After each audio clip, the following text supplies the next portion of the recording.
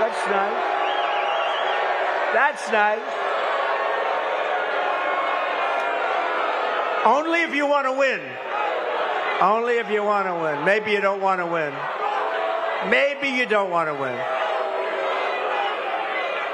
Thank you, D-Roy. Thank you. No, only do that if you want to win. If you want to lose, don't do that. Keep getting your 3% every 4 years. The reasons for doing so.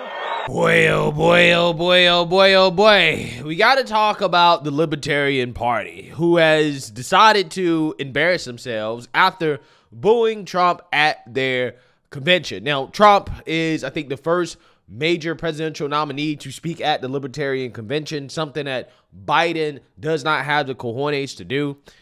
Trump is realistically the closest thing that libertarians will ever get to a libertarian candidate, as Trump has promised that, hey, I'm going to try to take a sledgehammer to the deep state, and I am putting libertarians in my cabinet and in senior positions, okay? I mean, that is the most that libertarians realistically can hope for, okay? Which is to influence the current administration. Now, if libertarians were smart, or the Libertarian Party, that is, because I don't think that the Libertarian Party is very representative of libertarians, especially the ones that aren't woke, that, you know, have common sense. And again, this story right here is going to prove my point.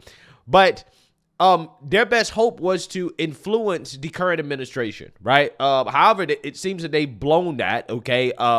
Because they have nominated what appears to be a far leftist libertarian to be their party nominee, okay? And again, this was during the convention in which Trump was there, RFK was there, some other people were there, and they decided to go with this guy, Chase Oliver, okay, who is a good example of why I don't consider myself a libertarian, right?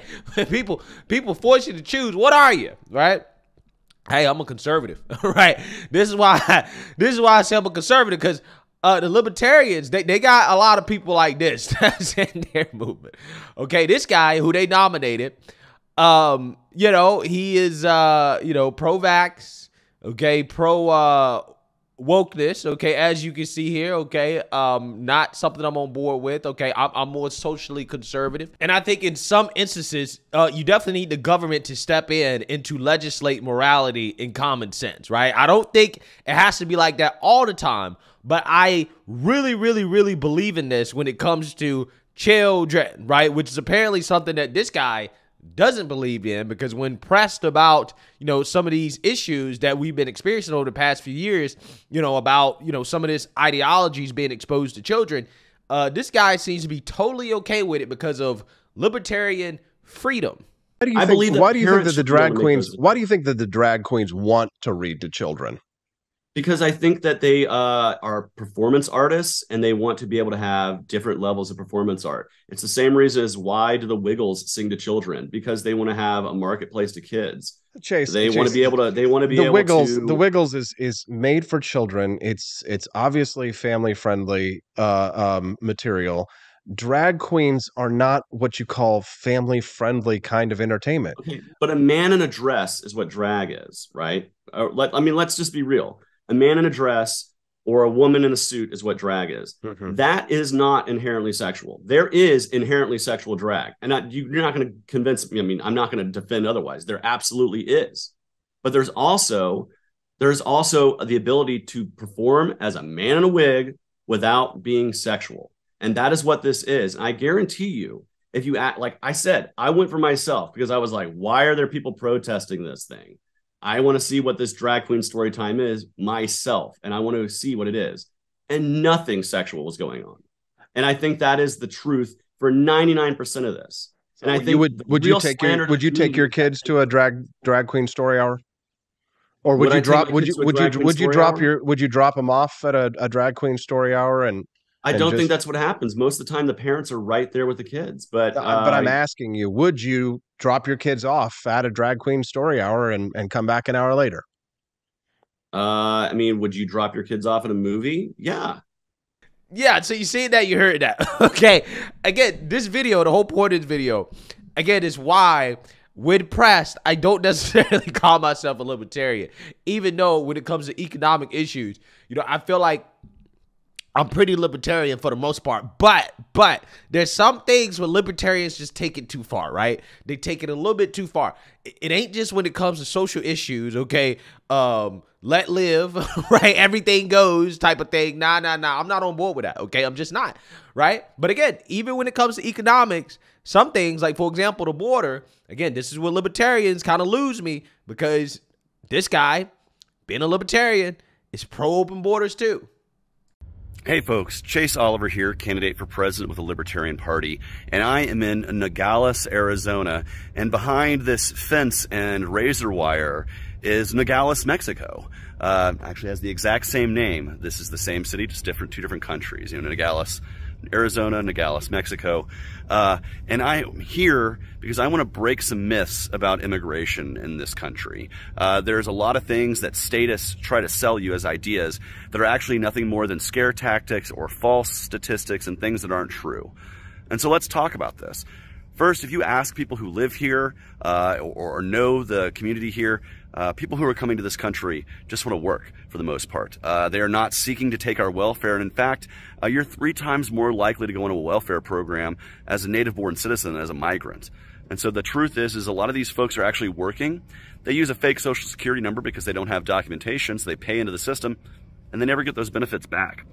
And so when we're talking about immigration here, we need to understand this, that these people are just trying to seek a better life.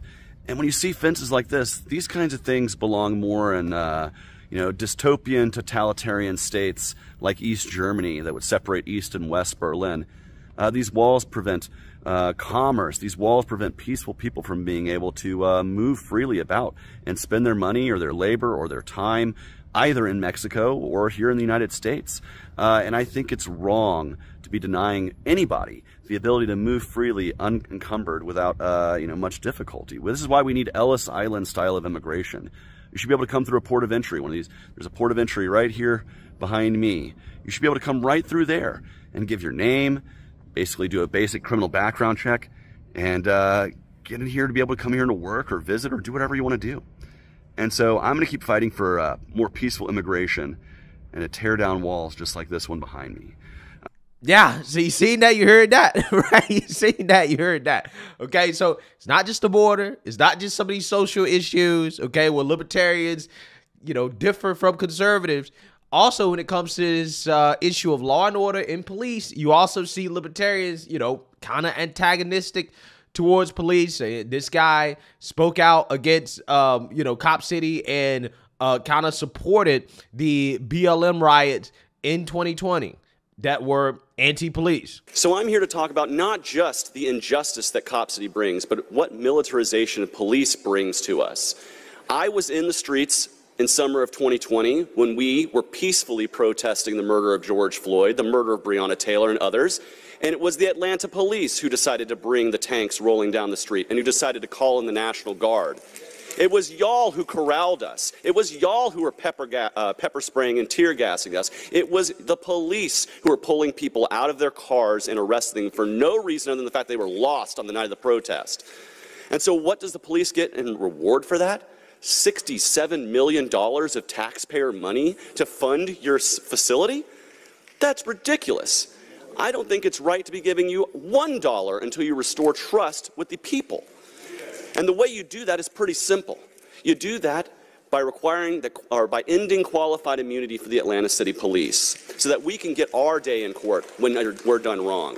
You do that by requiring your officers to hold liability insurance. So when they do wrong, it doesn't come out of the taxpayer's pocket from other services. It comes out of the pockets of the police officers who have to pay for those insurance policies. If you want to hold police accountable, there's a lot of ways to do it. But clear-cutting forests so that you can build this facility is a spit in the face of the people who have been out here speaking against it for months and months on end. Take a poll, read the room, listen to the people, and you will see that they don't want that. Yeah, so again, this is what you would call a left-leaning libertarian, okay? Because if this guy didn't tell you that he was a libertarian, you would think that this guy is a far leftist, right? The only difference between him and a far leftist is that, again, this guy you know, believes in capitalism, right? That's really the only difference, okay? I think he's more pro-free market, but when it comes to the social issues, again, this guy is a live, let live, everything goes type of person. And that's just not me, right? I'm not pro-open borders, okay? I don't want to be soft on crime, right? You know, I think that some of these social issues, we definitely, when it comes to kids, I definitely think that the government should step in to protect children, okay, from being influenced by the woke agenda that is driving kids to make decisions with their bodies that they're going to regret later on in life. I do not think that this guy, Oliver Chase, is representative of right-leaning libertarians, right? I don't think right-leaning libertarians agree much with this guy, especially on social issues. But hey, this is not the Libertarian Party of old, right? This is not Ron Paul's Libertarian Party. It seems like the Libertarians have been taken over by left-wing social ideologies, right? That seems to be what's happening here, okay? So listen, for the Libertarian Party to come out here and to reject Trump, which again was their best shot of having some influence in the federal government. You know, hey, this is totally a libertarian move, again, with the Libertarian Party, that is. And this is just more reasons why they're not taken seriously, because they're not serious people, right? Just look at who they selected to be their nominee, right?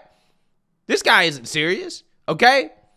So again, this is humiliating for the Libertarian Party, and this is an embarrassment for them because, again, it shows you what they are about. It shows you exactly why they only get 3% of the vote, which is exactly what President Trump was talking about, right? You guys only get 3%, and this is why, right? This is why you're irrelevant, because you're nominating guys like that, okay? People that are pro-open borders and anti-common sense. So, hey, you know, what we've learned here is that the Libertarian Party is lost, right? And they will once again be irrelevant. But hey, you know, I gotta say, you know, for right-leaning libertarians, Trump is your guy, okay? You still gotta come out and vote. I hope that Trump keeps his promise of putting libertarians in his cabinet. I definitely think more right-leaning libertarians should influence the government, okay? I generally agree on a lot of things with right-leaning libertarians, okay? But these left-leaning libertarians, these guys are cuckoo, okay? They ain't really no different than the far left, except they just, you know, believe in capitalism and they want tax cuts. And that's fine, right? I agree with them on that. But everything else, I don't know, man. They just a little bit too far out there for me. But right-leaning libertarians, again, Trump's your guy, right? You got a nominee that's on the ballot. Vote for him. And, you know, abandon this other guy, right? This guy that really, again, I just don't think that it's good to waste your vote on a person like that. But hey, let me know what you guys think. Make sure you like, comment, and subscribe. Most importantly, share a Black conservative perspective. Peace.